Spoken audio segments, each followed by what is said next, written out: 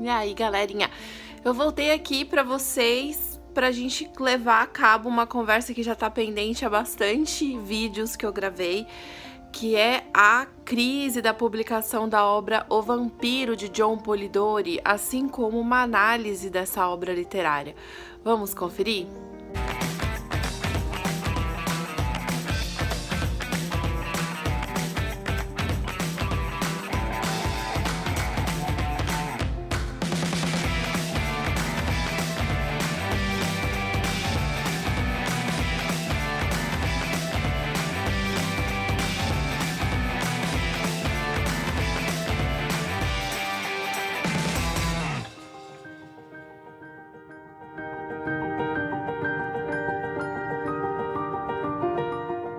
Rápida na biografia tanto do Polidori quanto do Byron para fazer a leitura do conto e de um poema e um trecho de uma obra do Byron que nós vamos analisar nesse vídeo, e eu fiz a maior besteira da minha vida. Só que como eu já fiz, agora eu vou compartilhá-la com vocês.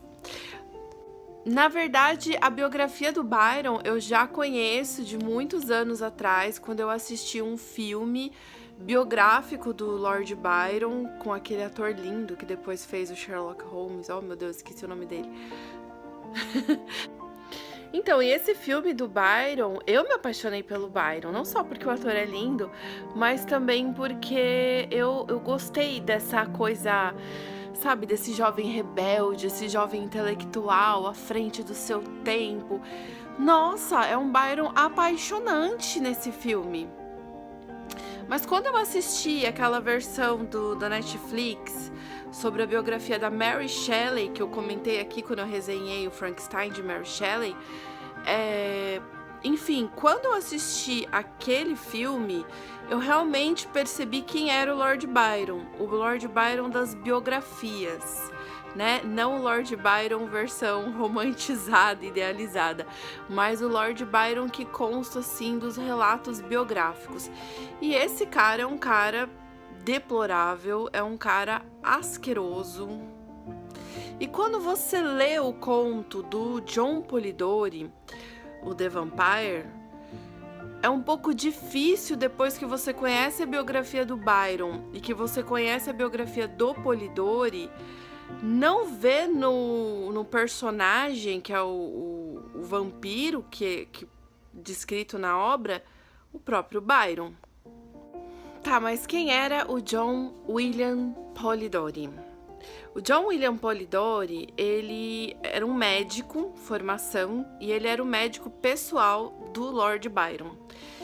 E o Polidori, ele aspirava a ser um escritor, ele gostava muito desse universo artístico e literário, mas, na verdade, ele só publicou uma única obra que teve reconhecimento durante a vida dele, que foi um produto, inclusive, daquela noite em Genebra que gerou Frankenstein de Mary Shelley.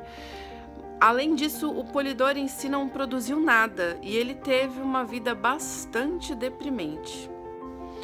John Polidori, ele morreu com apenas 26 anos, de morte extremamente misteriosa, porque há fortes indícios de que ele se matou com cianeto, mas o juiz decretou que ele morreu por mortes naturais. Ele sofria de depressão e ele tinha muitas dívidas acumuladas, portanto, assim, provavelmente ele de fato se matou. E ele soma aí mais um escritor do romantismo a ter uma morte extremamente jovem, né, aos 26 anos, por causas misteriosas, provável suicídio e uma vida extremamente triste, uma vida que ele sentia irrealizada, insuficiente. Ele foi demitido pelo Byron, que foi o seu último trabalho mais consubstanciado como médico do Byron, por quem ele se decepcionou terrivelmente. Então ele tinha uma visão do Byron, daquele escritor, daquele literário incrível, mas no final da sua vida ele já pintava um Byron bem mais monstruoso, mais cruel do que aquele que ele idealizava inicialmente. Por isso que eu falei pra vocês que leram o conto The Vampire depois de saber sobre a biografia do Byron e do Polidori é quase uma condenação a você não conseguir prestar muita atenção no conto em si e sim ficar ali fissurado no quanto aquilo parecia uma autobiografia. Vocês já vão entender por que eu tô falando isso, mas antes da gente chegar propriamente dito no conto do The Vampire, eu quero falar para vocês sobre o poema O Infiel do Lord Byron. Então vamos entender assim esse poema, né? O Infiel, na verdade, esse nome do poema estava escrito o Giaour. Gente, eu tenho um problema fonético grave, né? Tem em português, vocês já perceberam. Então, me desculpem essas pronúncias. O Giaour. O Giaour é o poema original, que é uma tradução, essa palavra, o Giaour, traduzido significa o infiel. Lord Byron, chamado George Gordon, é o 6º Lord Byron, então é o 6º aí da sucessão do título. E ele é uma figura principal, central para o romantismo inglês, né? Ele foi tão importante que o ultrarromantismo, que é esse aspecto do movimento romântico, leva o próprio nome dele, como byronismo, né? Movimento do byronismo. O próprio Álvares de Azevedo, ele é um representante brasileiro, o maior entre todos, do byronismo, do romantismo. Só para vocês terem uma noção do que foi o Lord Byron. E diferente da maioria dos escritores, o Lord Byron ele colheu os louros da sua vida, da sua grandiosidade como escritor ainda em vida. E o Byron era aquele tipo de pessoa que totalmente tem ao redor assim uma série de admiradores. Ele é circundado por admiradores, aquela pessoa que fica o dia inteiro sendo bajulada, com puxa-saco, com tietes, com aquela corja assim de gente mimando e bajulando. Então, esse era o Byron. Só que o Byron, ele não dava muita atenção para essas pessoas, pelo contrário, ele é conhecido por ser extremamente grosso e arrogante. Então imagine assim, que o Byron, ele era todo esse mimo só, e ele humilhava as pessoas, ele olhava com desprezo, com apatia, com uma total indiferença. Ele não era caridoso, não era adepto à caridade. Tudo que ele fazia tinha um peso do calculismo, e tudo que ele fazia, inclusive, que parecia ser algo positivo, bondoso, na verdade tinha um quê de troca, de expectativa de algo que ele estivesse projetando.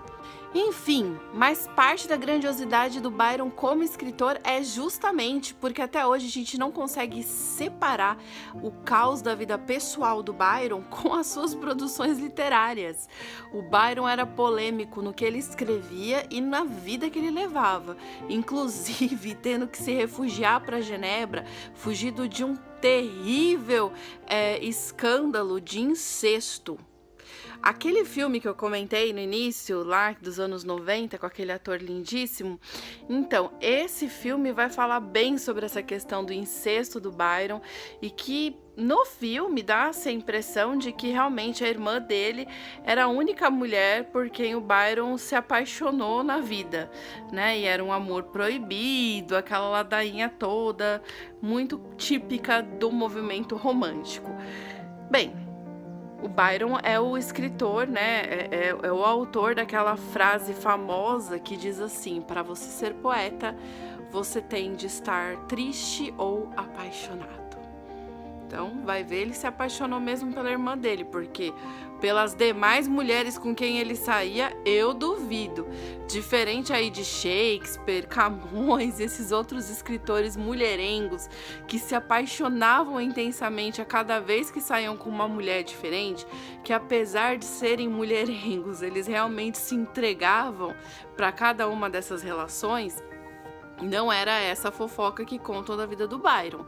Na verdade, o Byron era extremamente frio, ele não se entregava. Realmente o que ele curtia era orgia, sexo casual, orgia, orgias e orgias.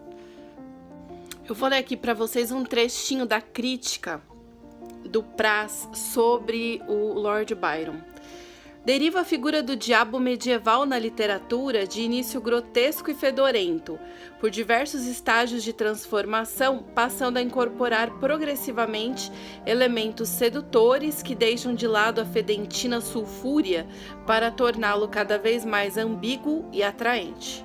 Assim, na interpretação, seria possível acompanhar o trajeto do diabo em Torquato Tasso, aquele jamais ambivalente de John Milton, aos salteadores de Schiller, aos frenéticos personagens de Anne Radcliffe e além, até chegar ao sedutor bandido de Byron, levado à perfeição em seu poema Manfred, de 1817, até certo ponto. Na visão do crítico italiano, um personagem que guarda notável semelhança com o próprio poeta. Daí ao vampiro byroniano que se manifesta pela primeira vez em O Giaour. É um pulo. Então esse poema, O Giaour, ele foi publicado em 1813, então são uns 3 anos aí antes do evento de Genebra, que levou à produção de Frankenstein, do The Vampire, enfim.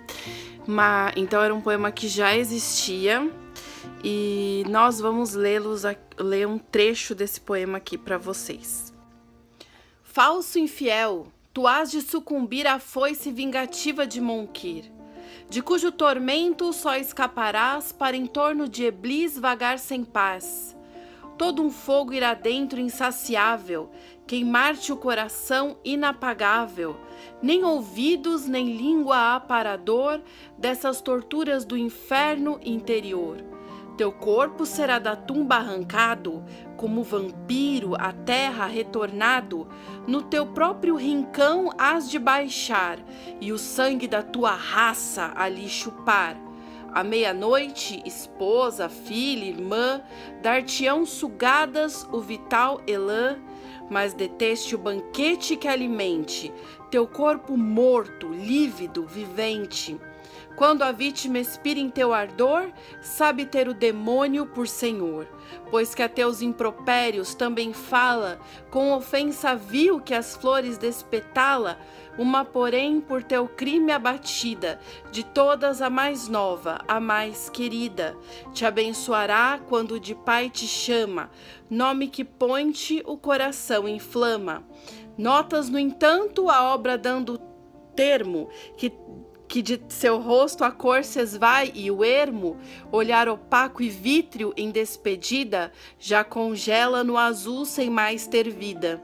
Tu arrancarás então com mão de ateu a trança loura do cabelo seu, do qual um cacho em vida quando usado era um penhor de afeto insuperado, e que agora arrebatas em memória como trunfo da tua própria agonia.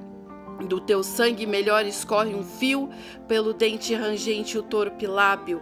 Vai, pois, assim de volta à tumba escura, com os demônios entrega-te à loucura, até que eles se afastem de ar aflito, com horror do teu espectro ainda mais maldito.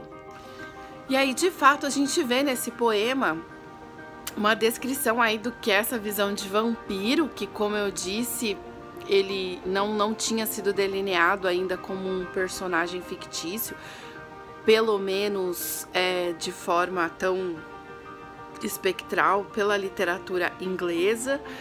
E o John Polidori, que vai transformar essa figura vampiresca na aristocracia.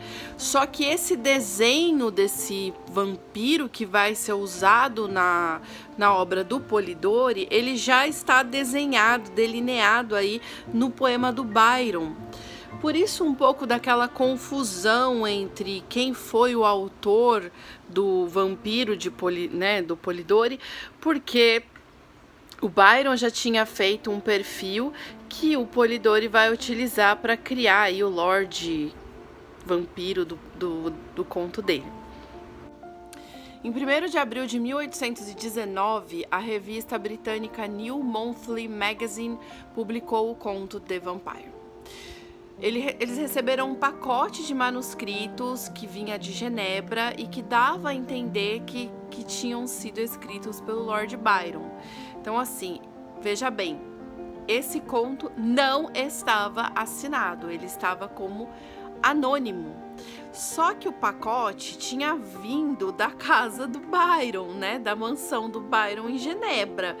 Então, eles deduziram que provavelmente esse conto tinha sido escrito pelo Lord Byron. E o problema pior é que, assim, o correto seria a revista publicar o conto como anônimo e, no máximo, colocar alguma nota, que é o que eles pretendiam inicialmente fazer, marcando que aquele poema, que aquele conto tinha vindo da mansão do Byron, então que talvez fosse dele e tal. Isso era o que inicialmente a revista queria fazer, só que a revista, ela estava em crise financeira. E a gente sabe que quando envolve dinheiro, os homens se demonstram verdadeiros vampiros. E foi basicamente o que o editor-chefe dessa revista fez. Então, o que ele fez? Ele colocou a assinatura propositalmente do conto para o Lord Byron, porque uma vez que tivesse assinado pelo Byron aquele conto, ele sabia que ia bombar. E que a revista dele, que estava quase falindo, talvez tivesse salvação. E foi por isso que teve esse problema de plágio do conto The Vampire, do Polidori, pelo Byron. Na verdade, a maldade nem foi do Byron, foi do editor-chefe dessa revista. Bem, o editor-chefe estava certo, a revista bombou, esse conto popularizou rapidamente, as pessoas adoraram esse conto The Vampire. Ai, nossa, ela realmente entrou no imaginário popular do século XIX. E aí, quando Byron foi se pronunciar, dizendo, não, mas eu não escrevi esse conto, já era tarde demais, a coisa já tinha se popularizado, já estava na boca do povão, e aí, para tirar, né, explicar que focinho de porco não é tomada, é um processo extremamente longo, e com isso o Polidori em vida nem viu o reconhecimento pela sua obra O Vampiro, ele ficou nas costas do Byron. O próprio Goethe, né, o escritor alemão de renome do romantismo, ele fala que o Vampiro, né, esse conto, é uma das melhores publicações do Byron. Então, assim, o conto que nem é do Byron, que era do Polidori, acabou sendo aí uma das melhores publicações do Byron. E isso, para o Polidori, com certeza foi um golpe muito forte, porque, como eu disse, o Polidori, ele era um médico pessoal do Byron, ele acompanhava o Byron. Então, assim, realmente tem muita coisa do conto que é um pouco das experiências de viagens do Byron, porque o Polidori, ele foi pago para acompanhar o George Gordon aí em todas as viagens que ele fez durante a Europa, inclusive uma viagem que ele fez para a Grécia, que é parte do cenário principal do conto. Então, quando chegou aquela mensagem, né, que aquele conto era do Byron, não tinha muito como se estranhar, afinal de contas, era um pouco da experiência de vida do próprio Byron, baseado naquele poema, ainda tinha um certo, né, referência ao poema do próprio escritor. Então, desmistificar que isso não era do Byron, e sim do Polidori, foi algo que realmente levou aí cerca de um século para acontecer. E um pouquinho daquela produção da Tempestade em Genebra em 1816, né? Então, estavam lá Byron, o Polidori, a Mary Godwin, o Percy Shelley, a irmã da Mary, a Anne, enfim, e um grupo de amigos. E no meio daquela tempestade, eles acabaram lendo a coletânea alemã Phantasmagoriana, que é uma obra bastante interessante de compêndios de contos de fantasma. E uma coisa leva a outra, eles acabaram adentrando a esse assunto de contos de terror e chegaram até o poema Christabel, de Coleridge, que foi um poema publicado anos antes, mas assim, feito ainda anos mais antes, com o auxílio do próprio Byron ao Coleridge.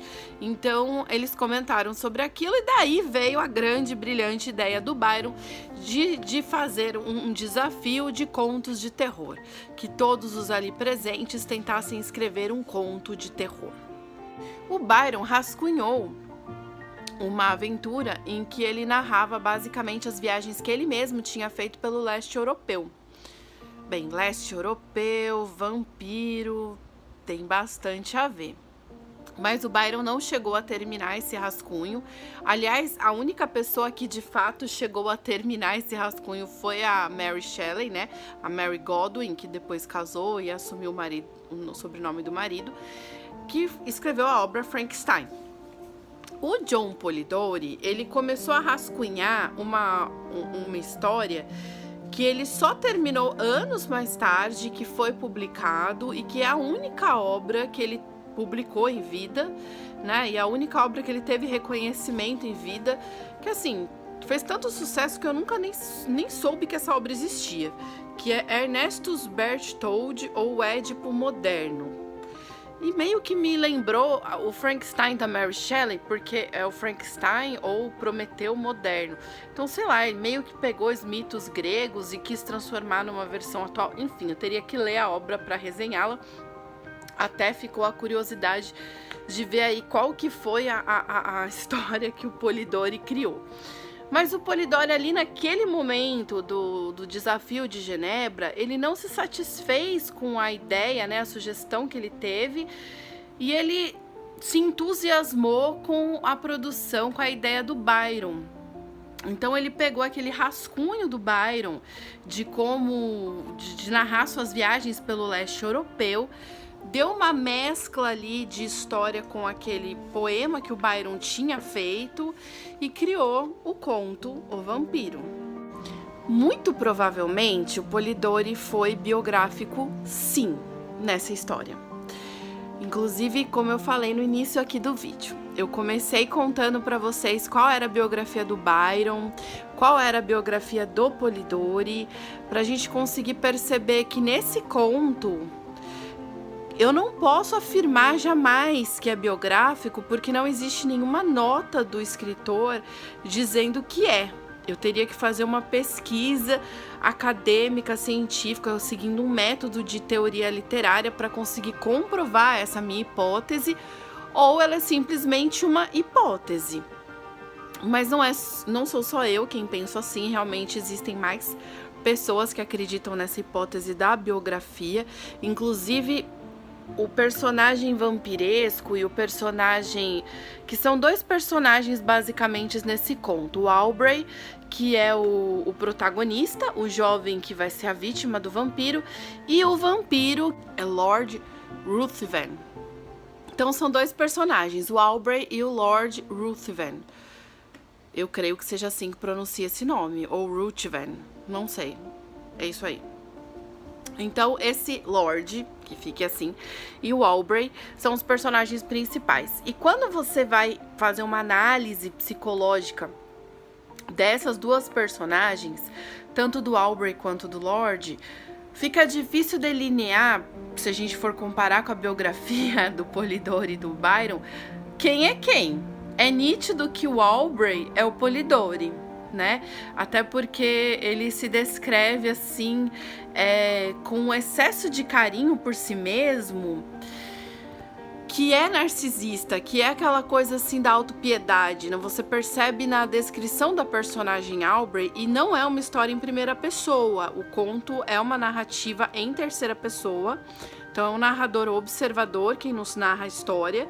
Então não é o Aubrey falando sobre si mesmo, mas você percebe que existe um excesso de zelo nessa personagem do Aubrey, que é quase como um cuidado daquela parte do seu ego, que é o que você mais estima, que é o que você mais cuida. E quando você vai narrar, você idealiza aquele personagem, que é o Aubrey. Agora, o Lord Ruthven, você permeia ali num caos que você não sabe quem é quem. Tem momentos que você vê perfeitamente o Byron e tem momentos em que você vê o próprio Polidori naquele papel. Então, enfim, é um caos biográfico, vamos por assim dizer, mas é muito difícil não ler esse conto e não ver essa biografia costurada no enredo. Bem, basicamente, a história do The Vampire é a narrativa de um cara rico, que é o Aubrey, entediado da vida, que decide ficar indo em várias e várias festas. Oh, meu Deus, que vida chata. Mas vazia. Tanto é que ele tava achando isso tão vazio que ele achou interessante viajar pela Europa com uma pessoa que ele mal conhecia. Tipo, ele acabou de conhecer o cara e ele falou: oh, meu Deus, que legal, minha vida está um tédio. Vamos viajar pela Europa? Vamos! Que da hora! Uhul! E saíram, tipo, mochilão chique pela Europa. Eu meio que ridicularizei, mas é isso aí que tá narrado no conto. E daí, o que acontece? Desde o início da história, esse Lord Ruthven, ele é descrito como um cara, daí sim, muito parecido com como se descrevem o Byron, que ele é elegante, ele é charmoso, ele atrai as pessoas, tanto é que aonde ele está, ele tem sempre uma horda de pessoas ao redor dele o admirando e o bajulando. Mas ele é apático, ele é arrogante, insensível e grosseiro. E na maior parte das vezes, indiferente com todas as pessoas. Então ele é uma pessoa assim, extremamente egoísta, que só pensa em si mesma, que é completamente indiferente ao sentimento e ao sofrimento alheio. Ele só está ali para pensar em si. E aí, quando você vê essa personagem descrita desse jeito, você realmente não tem como não fazer uma associação direta com Lord Byron, né? E o Aubrey decide viajar com esse cara. Mano, não tem como dar certo isso, vamos combinar? O Aubrey, ele tá ali num momento meio carência, ele é um carinha meio solitário, ele decide sair com uma pessoa assim tão indiferente aos outros. E ele começa a perceber essa indiferença e isso vai o incomodando até o momento que o Lord Ruthven, ele só sai com mulheres, né? Porque ele tem um quesinho assim de galanteador, do Dom Juanzinho. Enfim, ele é um cara que gosta de encantar as mulheres, mas só para usá-las, sem nenhuma pretensão, sequer de se apaixonar ou sequer de, sei lá, casamento, nem pensar. E aí tem uma situação em que o Aubrey, ele acaba quebrando o esquema do Lord Ruthven, e por conta disso o Lord Ruthven o convida a sair da casa dele. Fala: olha, eu acho que você não pode mais ficar comigo, né? Tipo, você está atrapalhando o meu esquema. E aí é que o Aubrey vai viajar por si só e ele decide ir para a Grécia. E aí quando ele vai para a Grécia, que é essa região ali, né, no leste europeu, que faz essa ponte com todos esses países que tem essa cultura da mitologia do vampiro, ele vai conhecer uma garota, que também tem um nome bastante esquisito, por quem ele se apaixona. Na verdade, é quase uma obsessão que ele cria por aquela garota, mas ele se apaixona por essa garota, e essa garota conta bastante lendas sobre vampiros. E ele não gosta, e ele não gosta, assim, da história, porque ele acha aquilo muito ridículo, muito absurdo. Só que conforme ela vai descrevendo os vampiros da mitologia local, ele começa a ver uma certa familiaridade com o próprio Lord Ruthven. E por mais que ele vá negando essa familiaridade, ele não consegue, né, desassociar uma coisa da outra. Até que um certo dia ele sai para caminhar e ele é orientado trocentas vezes para não ir para aquele caminho, porque aquilo é perigoso, aquilo provavelmente não vai dar certo, mas ele vai. E quando ele está nesse trajeto, ele vai sozinho nesse trajeto, ele começa a escutar um grito de uma mulher e ele sai para socorrer essa mulher. Ele não consegue, ele acaba se perdendo e ele fica lá até chegar ajuda, e quando chega ajuda, ele fala que ele foi lá para socorrer uma pessoa, que ele ouviu uma mulher gritando, pedindo socorro. E quando encontram essa mulher, ele descobre que essa mulher era aquela por quem ele estava apaixonado. e ela havia sido morta por um vampiro. Depois dessa desilusão aí com a morte da sua amada, ele meio que fica louco. E ele adoece, fica de cama, e aí ele é acudido pelas pessoas locais, e ele nos delírios dele acaba falando o nome dela, o nome do Lord Ruthven, e implora que ele não faça aquilo com ela, e blá blá blá. E o Lord Ruthven, coincidentemente, ele tinha chegado na Grécia alguns dias antes daquilo. E ele é convidado, né, como o cara ficava falando o nome dele o tempo todo, ele é convidado a ir olhar aquele amigo dele que está doente, que está de cama. E ele fica ali bondosamente, primeiro ato assim, meio que sensível do tal do Lord Ruthven, a gente assim o crê, no livro, no conto todo. E ele fica ali ao lado do Aubrey, para ele se recuperar. E quando ele se recupera, quem adoece é o próprio do Lord Ruthven, né? Acontece toda uma manobra na história, ele adoece e ele pede no leito de morte dele que o Aubrey jure que não vai contar em menos de um ano o que ele sabe sobre o Lord Ruthven. Então ele faz o cara jurar mais que não sei o que ele não pode falar para as pessoas que o Lord Ruthven é um vampiro. E o Aubrey, não sei por que cargas d'água, muito provavelmente seja pela culpa, pela gratidão, sei lá pelo cara ter ficado do lado dele quando ele tava mal, ele faz esse juramento. Só que é evidente que isso não dá muito certo, né? E porque não vai dar certo, eu não vou contar. Mas eu só vou deixar pra vocês assim que o corpo do Lord Ruthven some. E o nosso protagonista, o Aubrey, ele volta pra Inglaterra pra se encontrar com a família dele, com a irmã dele. E ele fica morrendo de medo que a irmã acabe sendo vítima também do Lord Ruthven. E esse medo dele é tão grande, mas tão grande, que ele enlouquece. E aí ele perde totalmente a credibilidade das pessoas. E daí os acontecimentos em diante eu deixo para você ler o conto do John Polidori, que vale muito a pena você ler. E quero só fechar com um comentário que eu achei muito engraçado, né? Essa coisa que a gente vê da cordialidade inglesa, dessa honra do cavalheiresco, que eu acho que deve ter morrido, sufragado, sugado pelos vampiros, mas não sei, não existe mais. Que é essa coisa que o Aubrey vive, né? Ele passa um conflito aí nessa parte do conto em que ele sabe que o cara é um vampiro e que ele quer contar para as pessoas que ele conheceu um vampiro, o que aconteceu, mas ele não pode explicar que ele não tá louco, que na verdade o que ele tá vivendo é um terror devido à experiência dele com o vampiro, mas ele não pode falar nada disso porque ele jurou pro cara que não ia falar. Gente, é muito bizarro isso, né? Tipo assim, ele corre o risco de perder a irmã, ele corre o risco de perder a vida, ele tá sendo dado como louco, perdendo a credibilidade geral, mas ele não fala simplesmente porque ele jurou pra um vampiro que ele não falaria.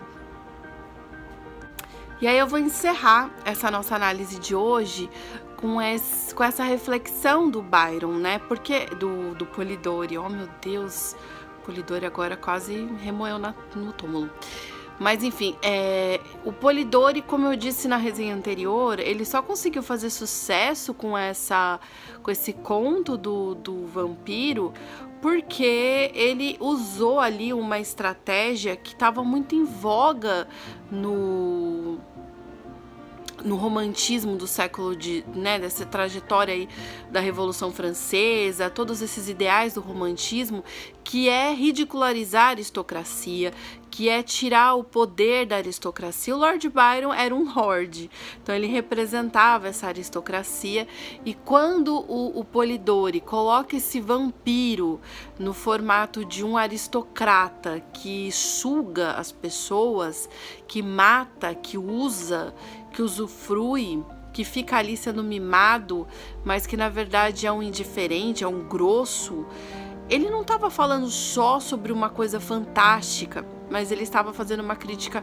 muito séria de um comportamento daquela sociedade, que era uma sociedade. Imagina aquela corte do Luís XIV, né? Se você lembrar de alguma cena de filme que tem aquele rei francês com aquela corja de gente que ficava mimando ele e ele olhando para todo mundo como se ele fosse assim a última Coca-Cola gelada do deserto. Eu não gosto de Coca-Cola. No meu exemplo, eu vou falar que é o último gole de uísque. Enfim, que era o último gole de uísque que tinha na garrafa e que tava todo mundo ali morrendo por ele.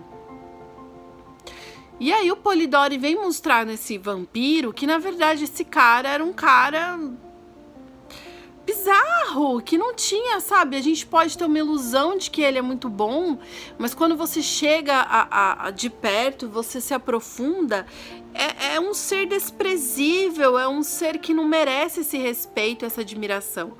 Então essa desconstrução da nobreza, da aristocracia, ela tinha muito a ver com os valores do romantismo, e por isso que a obra O Vampiro, do Polidori, certamente popularizou da forma como popularizou. Eu particularmente achei o conto muito interessante. Ele é Quem Sou Eu para desmentir Goethe, né? É um conto muito interessante. Só que ele é um conto muito mais artístico do que aquele conto Carmila que a gente resenhou anteriormente, que é uma historinha mais assim, realmente para diversão, né? O Vampiro é uma história mais de cunho literário, que tem uma escolha de léxico, que tem uma construção, que faz todo um ideal de cenário que é bem artístico. Bem daquele mundinho do Byron mesmo. E eu adoro, né, esse cenário e tudo isso. Então é realmente uma obra-prima. O Polidori, infelizmente, não conseguiu em vida ter os louvores disso. Eu sinto muita tristeza por ter tantas pessoas assim que optam, não é uma escolha, na verdade, não é uma doença que leva, mas que acabam matando, acabando, né, se matando, terminando a sua própria vida e acabam não chegando a ver o tão grandioso que foi o que elas construíram, porque o que o Polidori fez foi sensacional. Pena que ele não conseguiu ver os louros disso em vida. E assim eu deixo essa outra análise literária de contos de fantasia, né, da nossa literatura fantástica, até semana que vem, que eu ainda vou fazer uma análise de um pequeno trecho do Byron e nós veremos mais alguns outros escritores importantes para a construção dessa antologia do vampiro literário. Espero vocês semana que vem. Beijos!